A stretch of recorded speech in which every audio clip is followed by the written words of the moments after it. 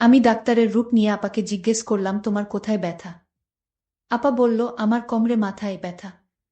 আমি আপাকে বললাম, আপা তোমার সকল ব্যথা ভালো হয়ে যাবে যদি তুমি আমার কথায় রাজি থাকো। আপা বলল, কি কথা? আমি বললাম, তোমার হাঁটুতে বা কোমরে একটা ঔষধ দিয়ে মালিশ করলে ভালো হয়ে যাবে, আর সেই মালিশটা আমার কাছে আছে। আপা বলল, আমি তো ব্যথামুক্ত হতে চাই। আমি আপাকে বললাম, তাহলে তুমি সোজা হয়ে শুয়ে পড়ো। তারপর আমি মালিশের নামে আপাকে সারারাত ধরে যা করেছিলাম তা শুনলে তোমাদের মাথা গরম হয়ে যাবে। তাহলে আসল ঘটনাটি বলি। আপাকে চাকরির জন্য পাশের জেলায় গিয়েছিলাম। পাশের জেলা বলতে যে আহামারি দূর তা কিন্তু নয়, বাসে 1 ঘন্টার রাস্তা। সেখান থেকে ভ্যানে আর 10 মিনিট। গ্রামটা আমার পরিচিত, নামেদিও আগে কখনো যায়নি। তবে যাওয়ার আগে বাড়ি থেকে শুনে গিয়েছিলাম ওই গ্রামে আমাদের এক আত্মীয়ের বাড়ি। চাচা বাবার মাস্তুতো ভাই। ঘনিষ্ঠ, কিন্তু দীর্ঘদিন যোগাযোগ নেই। ওই চাচাকে আমি দেখেছি, কিন্তু কখনো তাদের বাড়িতে যাওয়া হয়নি। ফেরার পথেই বিপত্তিটা ঘটল। বিপত্তি না বলে সৌভাগ্য বললেই বোধহয় ভালো হতো। দুপুরের প্রচণ্ড রোদে ভ্যানে করে ফিরছিলাম। গ্রামের রাস্তা যদিও কাঁচা রাস্তা, ফাঁকা ফাঁকা বাড়ি পড়ছিল। কিন্তু বিধি বাম কিছু দূর আসার পর ভ্যানের চাকা পাংচার। চোখে সরিষার ফুল দেখলাম। যদিও রাস্তার বেশি দূরের নয়, কিন্তু হাঁটা তো আমার পক্ষে সম্ভব নয়। ভ্যানওয়ালা বিরস মুখে বলল, ভাইজান ভাড়া দেওয়া লাগবে না। ক্লান্ত ঘামে ভেজা মুখটা দেখে মায়া লাগল, ভাড়ার চেয়ে বেশি দিলাম। কিন্তু আমি এখন কি করি? গ্রামের প্রায় মাঝামাঝি কোনো দোকানও আশেপাশে চোখে পড়ছে না। ভ্যানওয়ালা এখনো দাঁড়িয়ে আছে। তাকে বললাম চলে যেতে। সে যেতে যেতে বলল, অপেক্ষা করতে। ভ্যান অবশ্যই পাওয়া যাবে। আমি অপেক্ষা করতে লাগলাম ভ্যানের জন্য। কিন্তু কপালে থাকলে ঠেকাই কে? বেশ কিছুক্ষণ অপেক্ষা করে বিরক্তিভরা মন নিয়ে আস্তে আস্তে হাঁটতে লাগলাম। বেশ অনেকক্ষণ ধরে হেঁটে চলেছি। টপটপ করে ঘাম ঝরছে গা দিয়ে। গ্রামের প্রায় শেষ মাথায় এসে গেছি। কোনো ভ্যানওয়ালার দেখা হয়নি এখনো পর্যন্ত। তেষ্টায় ছাতি প্রায় ফেটে যাচ্ছে। আরও খানিকটা আসলাম, আর মাত্র 3টা বাড়ি সামনে। চৈত্রের দুপুরের প্রচণ্ড রোদ, মাটি যেন গলছে। হাঁটতে পারছি না। যা থাকে কপালে পানি না খেলে টিকা যাবে না ভেবে একটু দাঁড়িয়ে বাড়ি 3টার দিকে তাকালাম। প্রথমটা পাঁচিল দিয়ে ঘেরা, পরেরটা কুডে ঘর মতো, তার পরেরটা রাস্তা থেকে বেশ একটু দূরে। নতুন একটা বাড়ি, বাঁশের চটা দিয়ে ঘেরা। বট বাড়িটায় যাওয়াই উচিত হবে মনে করে আস্তে করে গেট ঠেলে ঢুকলাম। সবাই আমাকে দেখে, বাড়ির বাচ্চাসহ সবাই চমকে উঠে।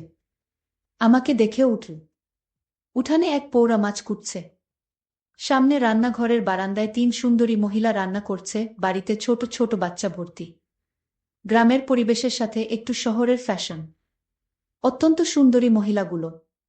যদিও বয়স হয়েছে, কিন্তু এখনও লাবণ্যময়ী। খোকা, কাউকে খুঁজছ? প্রশ্নের সম্বিত ফিরে পেলাম, জি, একটু পানি খাব? একজন বউ উঠে আসো। সামনে টিউবওয়েল থেকে পানি আনা। ইতিমধ্যে বাড়ির ছেলেরা বুঝতে পেরেছে বাড়িতে কেউ এসেছে, একটা চেয়ারও পেয়ে গেলাম। জীবনটা আবার পানি পেয়ে সতেজ হয়ে উঠেছে। মাছ কুটতে কুটতে মহিলা জিজ্ঞাসা করলেন, বাড়ি কোথায়? কিছু বললাম না। কোনো আগ্রহ দেখলাম না। এবার উঠতে হয় ভেবে উঠে দাঁড়ালাম। ও কি খোকা, উঠস কেন? দুপুরবেলা বাড়িতে মেহমান আসলে না খেয়ে যেতে নেই। এটাই আসলে বাঙালিদের প্রধান ঐতিহ্য। বাড়িতে মেহমান আসলে তাকে সমাদর করা, আপ্যায়ন করা। না, তার দরকার নেই। বললাম বটে, কিন্তু কেন যেন ক্ষিধা নয়। মহিলার দেবীর মতো চেহারায় আমাকে অনেকটা মায়ে আটকা পড়ে গেলাম। বাড়ির ছেলেদেরকে তার মা বললেন আমাকে বাড়ির ভেতরে নিয়ে যেতে। বাধ্য হয়ে গেলাম। বেশিক্ষণ অপেক্ষা করতে হলো না, 10 মিনিটের মধ্যেই ভাত চলে আসো। এতক্ষণ একা বসে বোর ফিল করছিলাম, কিন্তু যেই তাকে দেখলাম, ক্লান্তি আর বোর যেন এক নিমেষে উধাও হয়ে গেল। খুব সুন্দর দেখাচ্ছে তাকে। বোধহয় মুখে কিছু ক্রিম মেখে এসেছে। অপূর্ব সুন্দর দেখতে। শ্রদ্ধা করার মতো চেহারা। কিন্তু একটু গভীরভাবে দেখলে শ্রদ্ধার সাথে সাথে অন্য কিছু করতেও ইচ্ছা করবে। সুন্দরী বাঙালি মায়েদের মতো। আমি ভাত খাওয়া শুরু করলাম। তোমাদের ওখানে আমার এক দেওরের বাড়ি আছে। কথা শুনে আবার তাকালাম। নাম কি? আমার প্রশ্নের উত্তর দিতে দিতে তরকারি এগিয়ে দিচ্ছিলেন তিনি। নামটা শুনে চমকে উঠলাম। আমার বাবার নাম বললেন। আমি কিছুই বললাম না, কিছুই চুপচাপ শুনতে লাগলাম। চিনি কিনা জিজ্ঞাসা করল। হ্যাঁ বোধক মাথা নাড়ালাম। পাঠকরা বিরক্ত হচ্ছেন বোধহয়। বিরক্ত করার জন্য দুঃখিত। হঠাৎ করে পাওয়া এই আত্মীয় বাড়ি আর আত্মীয়ের পরিচয় দেওয়ার কারণ শুধু একটাই। তার মেয়ের চেহারাটা অনেক সুন্দর। যাই হোক, কিছুক্ষণ পরে চাচাও বাড়িতে আসলেন। খাওয়া দাওয়া শেষে বিশ্রাম, কিন্তু যেহেতু আমার সময় কম তাই চাচি আমাকে তার খাওয়া বন্ধ রেখে এগিয়ে দিতে আসলেন। ওই সামনের বড় বাড়িটা তোমার বড় আপাদের। ইতিমধ্যে জেনে গেছি আমার এই চাচির 4 ছেলে আর 2 মেয়ে। বড় মেয়েটার বাড়ি ওইটা। চল দেখা করে আসি। কোনো ছোটবেলায় তোমাকে দেখেছে। চাচির সাথে থাকতে কেমন যেন মায়া অনুভব করছিলাম। পৌঁছে গেলাম চাচির অল্প বয়সী ঘরে। অপরূপ সুন্দর এক মেয়ে। কোনো ছোটবেলায় তোকে দেখেছি। আসিস না কেন ভাই? আমরা তো পর আগে চাচা মাঝে মধ্যে আসতো। এখন তাও আসে না। রক্তের সম্পর্ক কি ভোলা যায়? একনাগাড়ে বলে চলেছে আপা। আমাকে পেয়ে যেন তার কথা ফুরাচ্ছে না। ও খোকন, দেখ কে এসেছে। বছর 20-এর এক ছেলে বেরিয়ে আসল ঘর থেকে। পরিচয় হল আপার ছেলে। ছোট নয়, 7 বছরের আরও একটা ছেলে আছে। তাকে দেখলাম না। শুনলাম স্কুলে গেছে। আরও অনেক কিছু শুনলাম। চাচি ইতিমধ্যে চলে গেছে। সেজন্য বোধহয় তাদের প্রতি আমার মায়া সবসময় বেশি। আর এমন মেয়ে দেখলেই জীবনের একটা কঠিন সিদ্ধান্ত নিলাম, আমার একটা কিছু করতে হবে। আমি তো লোভ সামলাতে পারছি না। বাস্তব উদাহরণ আমার সামনে। আবার খেতে ভাত খেতে হলো। পেট ভরা, কিন্তু এমন সুন্দর কেউ রেঁধেছে ভাবতে বেশি করেই ভাত খেলাম। খাবারটা অনেক স্বাদ ছিল। যেমন উনি সুন্দর তেমন তার হাতের রান্না করা খাবার। অনেকে গল্প শুনলাম, ছোটবেলায় আমি কেমন ছিলাম, আপার কাছ থেকে যেতে চাইতাম না, ইত্যাদি ইত্যাদি। তবে সবচেয়ে মনোমুগ্ধকর যে কথাটা শুনলাম সেটা হলো, আপার বয়স যখন 14 তখন তার বিয়ে হয়েছিল। পরের বছর ছেলে, তারপরেরটা অনেক আসার পর দুলাভাই বিদেশ গেছে।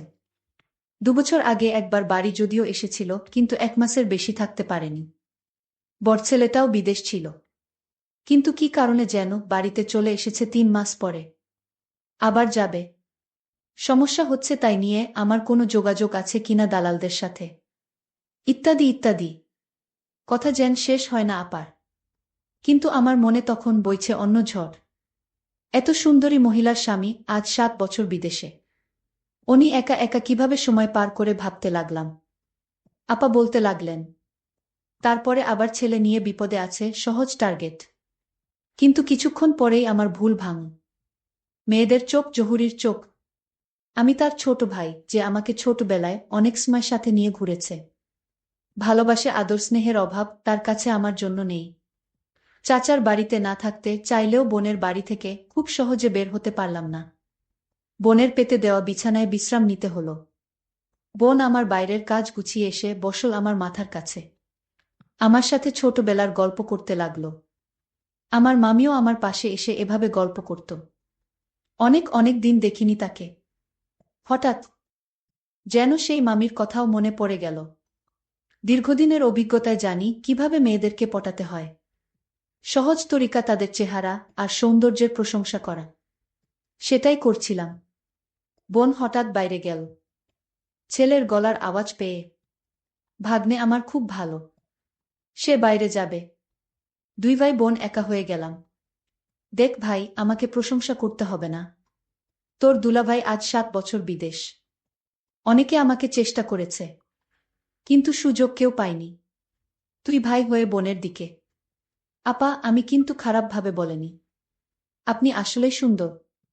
না রে ভাই, এখন আর সুন্দর কই, আগে তো দেখিসনি। দেখলেও তোর মনে নেই। এখন গায়ের রং পুড়ে গেছে। বুড়ো হয়ে গেছি। বুঝলাম, অনেকে চেষ্টা করলেও আমি ব্যর্থ হচ্ছি না। অসৎ কেবল কাজ শুরু করেছে। তবে সময় দিতে হবে। ধীরে ধীরে আগাতে হবে। তড়িঘড়ি করলে সব হারাতে হবে। অনেকক্ষণ থাকলাম। বিভিন্ন কথা বললাম, শুনলাম। আসার সময় অন্যায় আবদারটা করেই বসলাম। এগিয়ে দিতে এসে তার ছেলের ব্যবস্থাটা করার কথা আর বলল না। চিন্তায় পড়ে গেলাম।